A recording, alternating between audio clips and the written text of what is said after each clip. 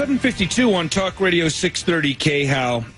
I started the show this morning talking about this just horrendous situation with the young girl who was taken by two teenagers who, at least one of them, killed her. And a lot of the story that is coming out now has to do with that young girl's activities online with a particular app called Kik, and it leads into a much broader discussion about online safety and about what some people call oversharing, but sometimes that's used to mean more trivial stuff like, I don't need to know what you had for dinner. Well, that's not what we're talking about this morning. We're talking about serious risks posed by your online behavior. And joining us to talk about it is Chris Copeland. Chris is the director of the Institute for Homeland Security and Cyber Crime at the Tarleton State University in Fort Worth, Texas. Chris, good morning. Thanks for being here. Oh, thank you for having me. So let's start off without getting too much into the gory details of this story. A 13-year-old girl has a cell phone using an app that makes it very difficult to track who she's talking to or what she's sending, and then suddenly something very bad happens. I suppose there's some obvious lessons there, but what do you as an expert take away from this story?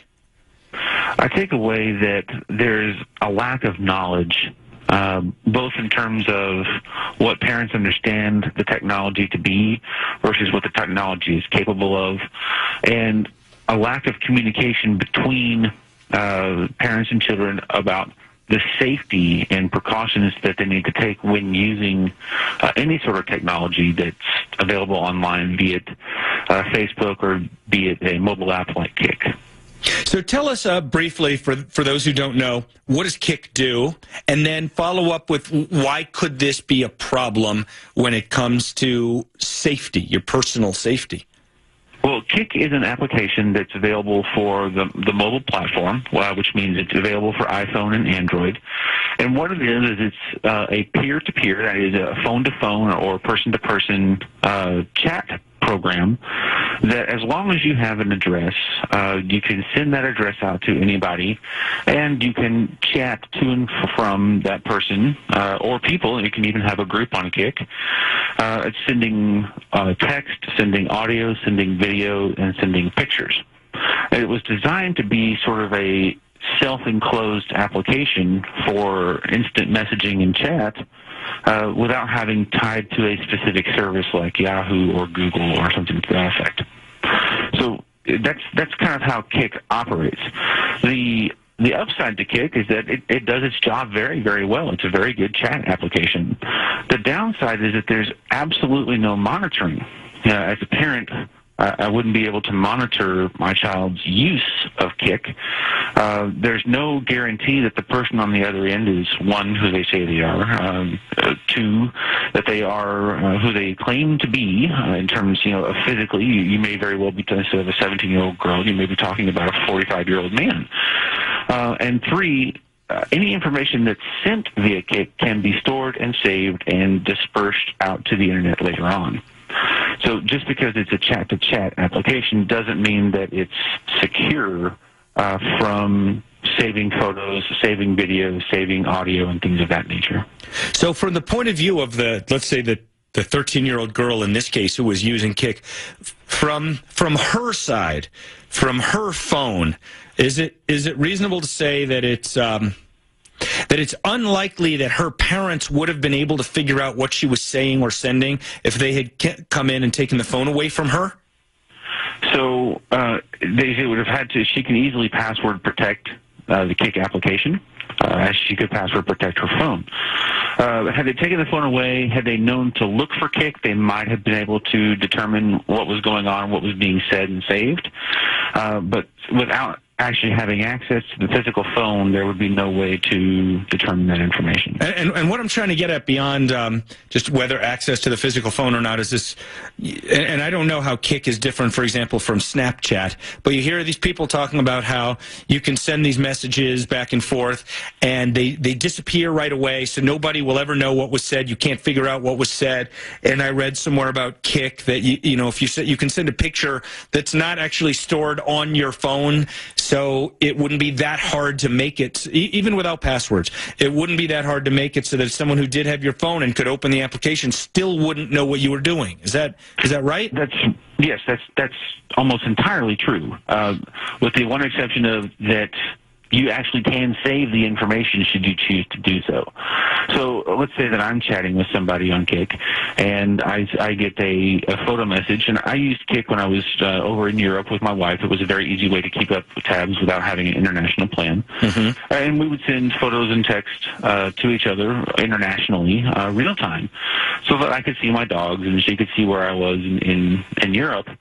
But I could save those photos anytime I wanted to. I could take a screenshot of the chat. So in that regard, you can save information on these apps, even if they do, quote-unquote, disappear on their own.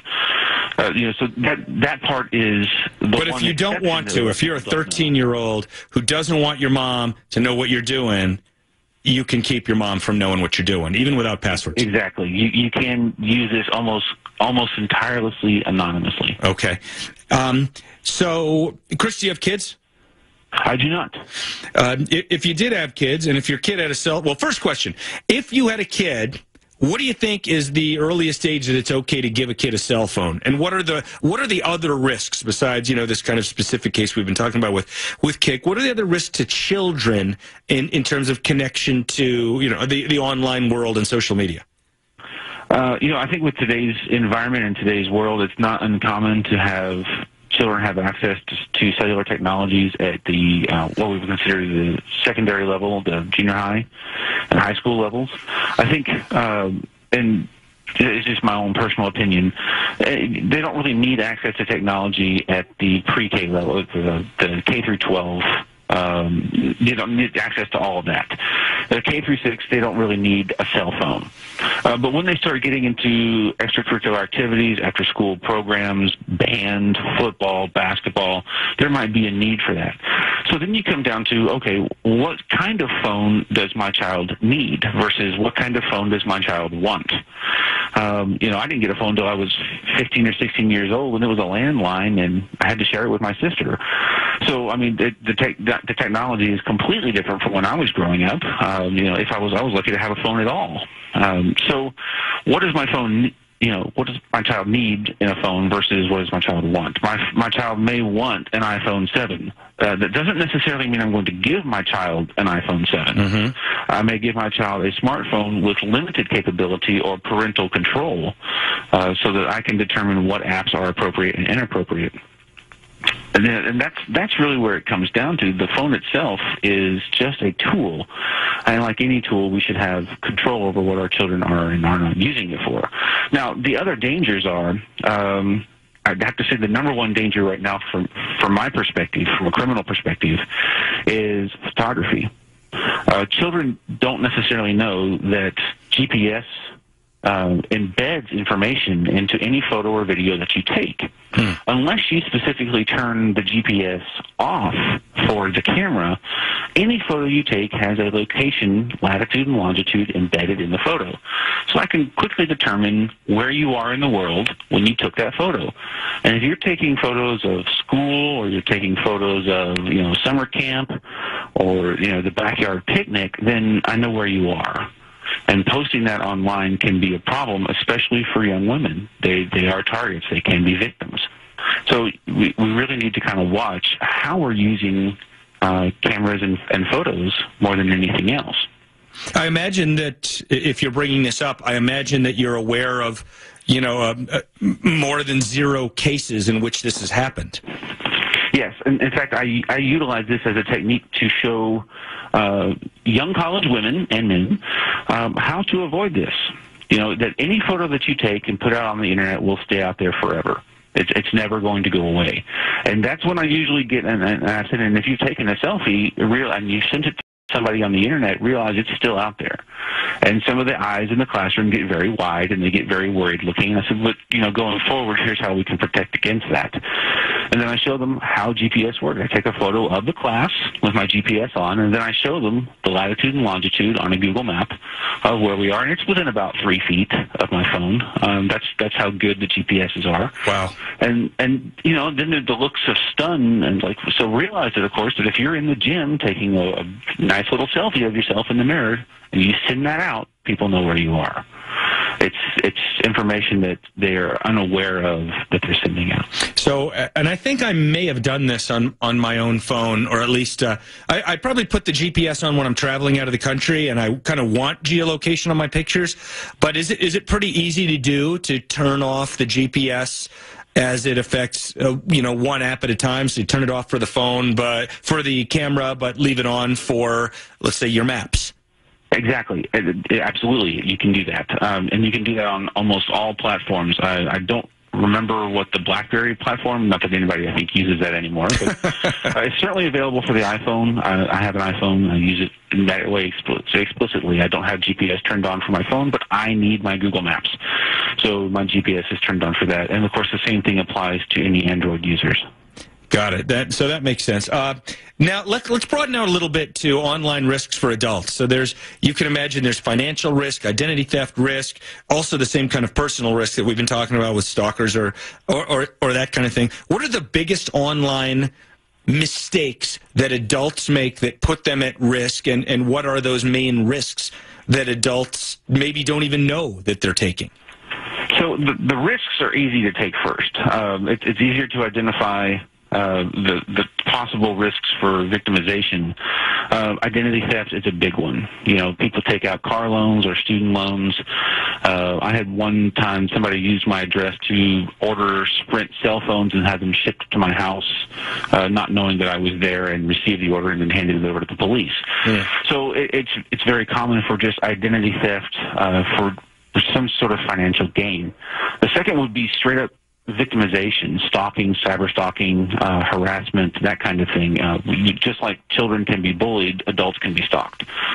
And the third would be just regular old property crimes, things like larceny, burglary. If you're not home because you're on vacation and sending photos and videos of your vacation, then your house can be burgled. It can be broken into. So those are the three primary risks, with identity theft and identity fraud being probably the biggest ones because they're the easiest ones to commit. So if you're talking about, sorry to interrupt, if you're talking about sort of just an ordinary person doing what ordinary people do online, what are the main pieces of information? Let's say they don't want to get offline, right, to avoid this risk. What are the main pieces of information that they need to make sure they never put online in order to minimize their risk of identity theft? So we call that information personal identifying information, PII. And that information includes things like my height, my weight, eye color, anything I'd find on my driver's license number, or my social security number. I know it sounds ridiculous, but people have done this in the past where they've put their social security numbers or they've put a copy of their driver's license on social media to say, hey, look at what a great photo I've got. Well, that's awesome that you have such a great photo, but that's your ID photo, and I can copy that now and make it a false ID. So just personal identifying information is the biggest one. Your birthday. Everybody likes to celebrate their birthday, but birthday is one of those primary fields you have to have sometimes to reset a password or to fill out a loan application or have access to an online bank. Birthday is a big deal because it's tied. When you call a doctor's office, what's the first thing they ask you? What's your birthday? What's your date of birth? So that's a very critical piece of information. Location. Hey, come by my house. It's at 444 West Street. Well, okay, do you really need to send that information out? Aside from the party photos and some of the things that people are learning that they shouldn't post before applying for a job, sometimes we post information that we assume everybody knows, but we should post it anyway. If they know you in real life, they probably have access to that information. There's no sense in publishing it. The people who know me in real life know my birthday. I don't need to put my birthday out there on Facebook. So, that's probably the biggest thing, is that personal identifying information. So you mentioned Facebook there. How can social media sites themselves, what are they doing to protect us? What could they do better to protect us? Is there anything about social media that may be different from other aspects of being online that pose additional risk or less risk? So, ahead of the first one, Facebook and other sites like Facebook, being Google Plus and Twitter and things of that nature, actually do a really good job technologically of protecting us. They have, and I pick on Facebook a lot because Facebook's the one that's most likely used.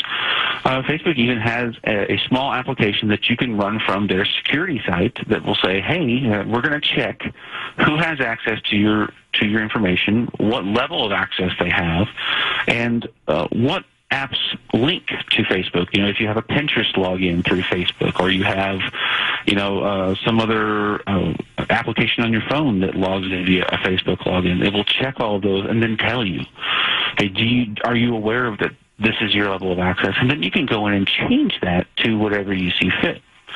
So that's the technology side of it, and the companies are doing a very good job of that, as we have had privacy concerns and criminal concerns.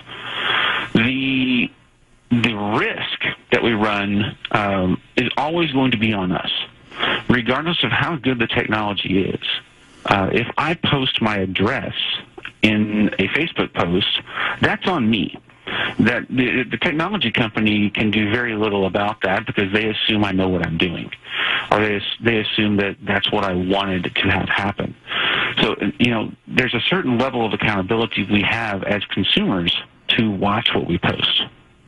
That makes a lot of sense. And last question for you. We got about a minute here. We always live in this world where we feel like the bad guys are one step ahead. Whether it's terrorism, whether it's online, identity theft. Is that... Do you feel like we pretty much need to assume that that's always the case? So it's always a safe assumption to assume that you don't know what you don't know.